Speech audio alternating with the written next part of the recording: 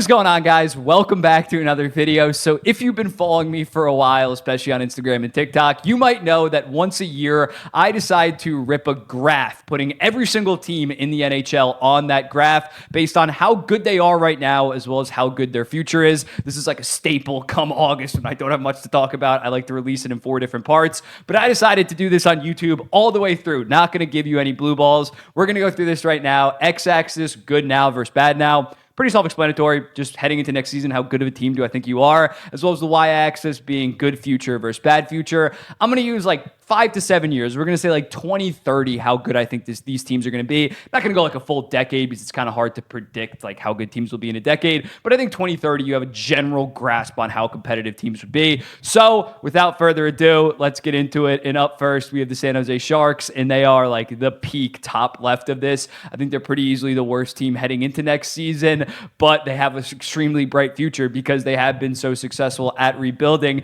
in terms of getting that franchise superstar in Macklin Celebrini, Will Smith, Eklund, Musty, Dickinson, and they're going to add another top 4, probably top 3 pick in a draft that has a pretty loaded top 5, in my opinion. They are really set, but they suck right now, so they're without a doubt the furthest to the left team. Heading into next year, my New York Islanders, this time last year, heading into last offseason, they were probably really low on the bad future. They still have a bad future. I'm not going to act like because Cole Eiserman and Jesse Pulkkinen are like surefire studs, but still, I think that they're going to probably be a playoff team, especially if Sorokin steps up. You watched my last video about the wild card players, but I think they're going to be a playoff team, but their future is still pretty horrible. Barzal, Dobson should still be high-level players come 2030, but most of the core is above the age of like 26, 27 at this point. The Anaheim Ducks, they're basically, I'd say future-wise, they're about on the same level as the San Jose Sharks. If they drafted Demidov or Lindstrom instead of Seneca, I probably would have like had them like maybe even higher. I'm going to put them there right now. I think they're going to be better than the San Jose Sharks. Probably still a bottom 5 team, but not below like 65 points, as well as still having an extremely bright future of guys like Carlson, Zegras, McTavish, Minchikov, Zellweger. They're set. They have one of the best futures in the NHL. Vancouver Canucks. I moved the background. Vancouver Canucks, they should still be highly competitive in 2030 on top of being a decent playoff team this season. Do I think they're going to be as good as last year? Probably not. But yeah, Pedersen, Quinn Hughes will still be high-level players.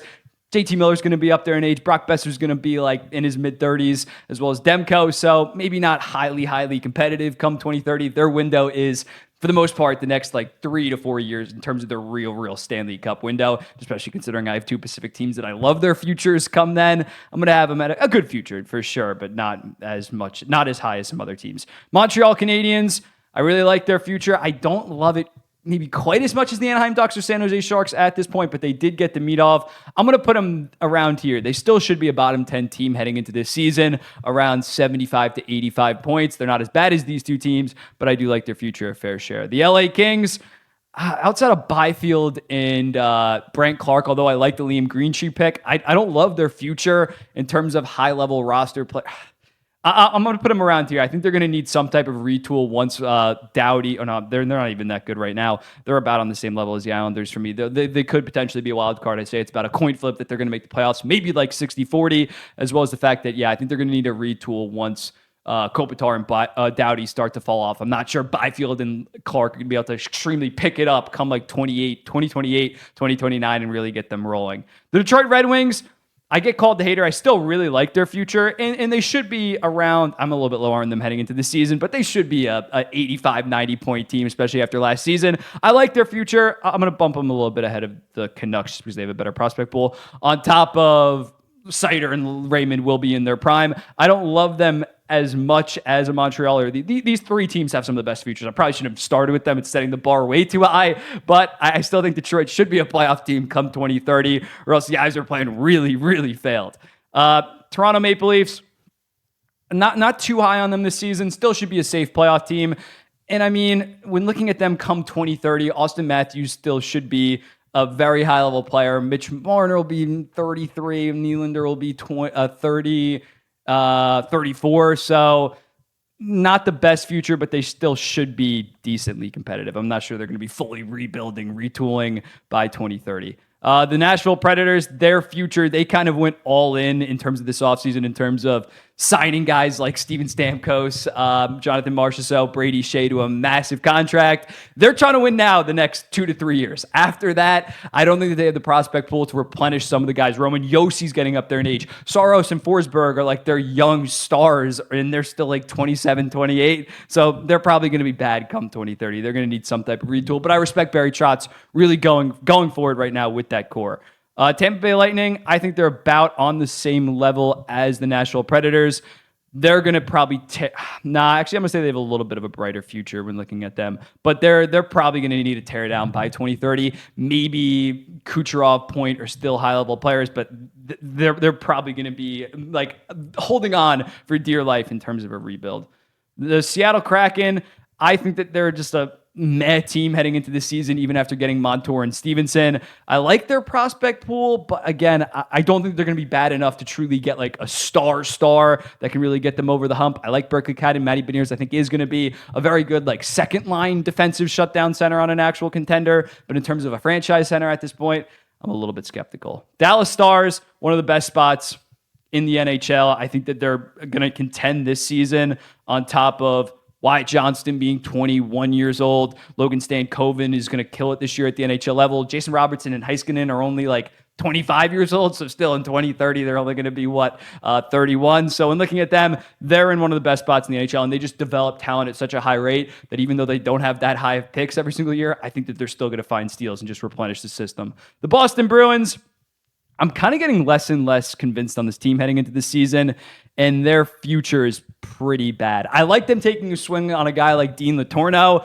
but that guy's it's either they're really going to hit on him or he's just going to completely miss, on top of their top other prospects being like Matthew Pontra and Fabian Lysell. Decent pieces, but those are the guys that are like your 4th through 6th best prospects in an actual respectable pool. And when looking at it, Pasternak's 28 or 29 years old. Swayman is a little bit on the younger end. McAvoy's only 26 years old. So they still could be, come 2030, they eventually need to run out in terms of them actually being a playoff team. And on top of the Zadorov and Lindholm deals are very long-term deals and could wreck that team. The Pittsburgh Penguins, they'll probably enter a rebuild at some point. I think they're not going to make the playoffs this season. Maybe they'll be right now, I can't predict what kind of picks they're going to get in 2026, 2027. So when objectively looking at their future right now, I'm pretty low on it. They didn't even have a first-round pick this year because of the Erik Karlsson trade. It's bad. I might even move them down even lower just because right now their prospect pool is like bottom 5 in the NHL. Next up, we have the Calgary Flames. Now, heading into last season, I would have their future pretty low, but after knocking the draft out of the park with guys like Zane Parrick, Henry Muse at like 74th overall, Michael Misa's brother, Luke Misa? Yeah, Luke Misa, getting him at like 150th, Andrew Basha, Matvei Gridin. They really killed it. They really killed it, so now they have a good future, but next season, they shouldn't be that good. They sold so heavily. I don't expect the Calgary Flames. They're probably going to finish second to last in the Pacific Division. Oh my God. Next up, Colorado Avalanche. Colorado Avalanche, they are still competing at a very high level. Now, it's really just going to come down to, is Nathan MacKinnon still going to be a top 5, top 10 center at 35 years old? I'm not so sure. So Makar still should be extremely elite in 6 years. Will McKinnon and Rantanen age gracefully? We'll see. They still should be. I don't think they're going to be blowing it up by 2030. But they're definitely a high-level team. I'll put them like right below the Vancouver Canucks. Vegas Golden Knights, they're not that good of a team right now, especially after losing so much.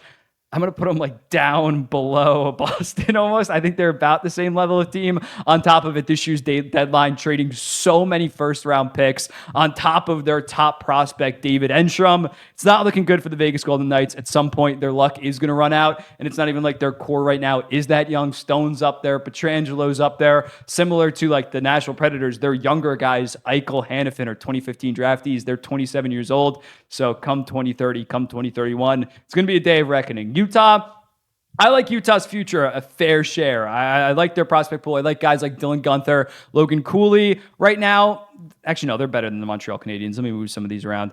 I think they're going to battle. They might scrap it out for a wild card spot in the Western Conference, at least be in the race, but probably not going to make it at the end of the day. Buffalo Sabres. I think the Sabres could be a decent team this year, and I still really like their future. They have good core pieces like Rasmus Dahlin, like Tage Thompson, Dylan Cousins, Alex Tuck, on top of young guys like Noah Ostland, Zach Benson, JJ Peterka really showed out this season. Owen Power, I think, is going to develop into a good player. So I still think they have a great future. Maybe not on the same level as these teams, but one of the best in the NHL. Winnipeg Jets, they're like perfectly mid, not going to lie. I do like McGrody, who might not even be there, but I like Lambert. McGrody, if they somehow work something out, maybe they would move up, but I think he is going to end up getting traded. Although they were a 110-point team last year, they got their dicks kicked in. Philadelphia Flyers, I might get hate for this as well, but the prospect pool is very underwhelming outside. I need to move the prospect pool is very underwhelming outside of Matvei Michkov. I don't love their future, and I think they're going to be like just good enough to not get a high draft pick, if you know what I'm saying. So they're just going to be like Matvei Michkov is going to have to absolutely carry them the next decade or so. The New Jersey Devils, I am going to put them pretty high. I don't think, I should put them like on the same level as the Dallas Stars. They're like about, I'm not sure they're going to be as good as the Dallas Stars next year, but they're about the same level in terms of their future. Jack Hughes, only 23 years old. Nemec, Luke Hughes, Nico Hischier, Anton Siliev, I think was a good pick given what they need. They should be a highly competitive team, especially if they get it back on track this season. They should be highly competitive going forward. Columbus Blue Jackets, Columbus will probably fumble it, but when looking at a core of Fantilli, Jiricek, Matejchuk, and Lindstrom, that is very, very promising. They're bad right now for sure. They should be a bottom 6 team in the NHL, but I do like their future. The Chicago, I'm like doing too much. There's like too much teams about in this tier. I'm throwing them right here. Chicago, I think they have a better future than than Columbus, just because they have that generational talent. But I don't know if I love their future more than the Canadiens, Anaheim Ducks, San Jose Sharks, just because they don't have that other stud young forward to partner with Connor Bedard. I wasn't as high on Artem Leshinov as others. I think Korchinski's going to be very good. They have a large quantity of solid prospects, but the overall quantity compared to a Ducks, Canadians, or Sharks, I don't think they're on the same level. Let me move some of these teams down.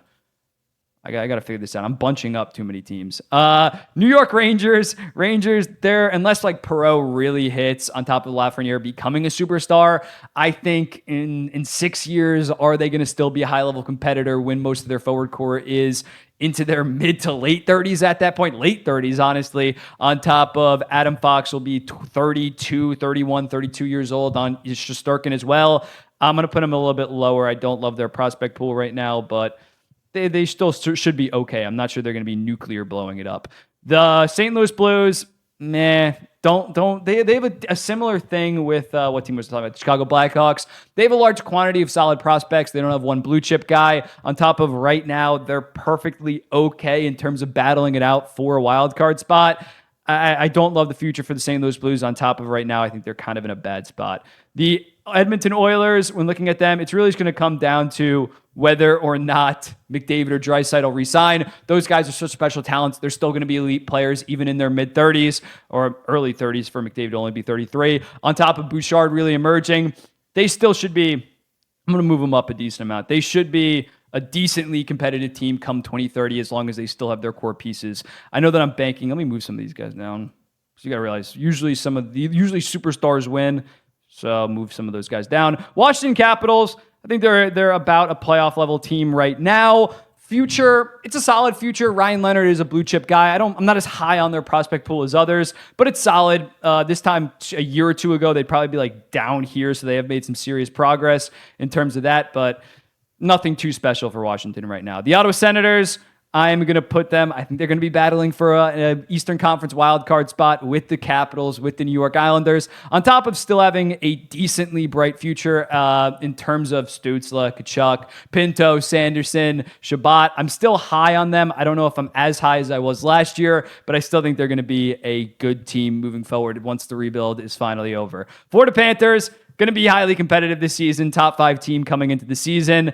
Their core is mostly guys between the ages of like 26 and 30. So in 6 years, might be heading towards a rebuild. I think that's definitely on the table. Their prospect pool, outside of a guy like Anton Lundell, their U25 core really isn't much. So I think they'd probably be in the lower area here. The Carolina Hurricanes, They are going to take a step back this year, but I still like their future a decent amount. I think they actually have a very, very bright future in terms of Svechnikov still only being 24 years old, Aho 27, Seth Jarvis really proved himself on top of guys like Nicky Shin, Bradley Nadeau, blanking on Jackson Blake. They still have a very bright future. I think they're going to be around for a long time. And then the Minnesota Wild, I am going to put them around here. Should be battling with the Kings in the Jets for a wild card spot in the Western Conference. And I really like their prospect pool in terms of Zeev Boyum, Wallstead, Yurov, Liam Ogren, Riley Height. It is a loaded top 5 for the Minnesota Wild. And as a result, I think they have one of the better futures in the NHL. But yeah, let me know in the comments,